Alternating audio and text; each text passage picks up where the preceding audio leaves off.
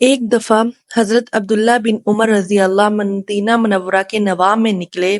آپ رضی اللہ تعالیٰ کے ساتھ آپ کے شاگرد بھی تھے۔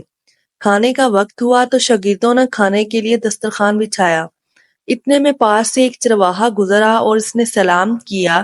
حضرت عبداللہ بن عمر رضی اللہ عنہ فرمایا، آؤ بھائی تم بھی کھانے میں شریک ہو جاؤ۔ اس نے کہا میرا تو روزہ ہے۔ حضرت عبداللہ بن عمر رضی اللہ نے فرمایا کہ تم اس قدر شدید ترین گرمی کے دن میں بھی روزے رکھے ہوئے ہو اور اس حالت میں بھی بکریاں چرا رہے ہو۔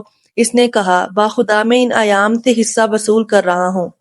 حضرت عبداللہ بن عمر رضی اللہ نے اس کے تقوی کا امتحان لینے کے لیے اس سے فرمایا، ایسا کرو کہ اپنی بکریوں میں سے ایک بکری ہمارے ہاتھ فروخت کر دو، ہم تمہیں اس کی قیمت بھی دیں گے اور گوشت بھی دیں گے، گوشت سے تم روزہ افطار کرنا۔ اس چرواہے نے عرض کیا کہ ان بکریوں میں سے کوئی ایک بھی میری نہیں، بلکہ سب بکریاں میرے آقا کی ہیں۔ حضرت عبداللہ بن عمر رضی اللہ عنہ نے فرمایا کہ تمہارے آقا کو ایک بکری نہ ملی تو وہ تمہارا کیا بگاڑ لے گا؟ اس چرواہے نے آپ رضی اللہ عنہ سے رخ موڑ کر آسمان کی طرف انگلی اٹھاتے ہوئے کہا، اللہ کہاں جائے گا؟ اس چرواہے کی بات سن کر حضرت عبداللہ بن عمر رضی اللہ تعالی عنہ پر ایک عجیب سی کیفیت طاری ہو گئی اور آپ بار بار چرواہے کی بات کرتے رہے کہ دیکھو چرواہا کہہ رہا ہے اللہ کہاں جائے گا۔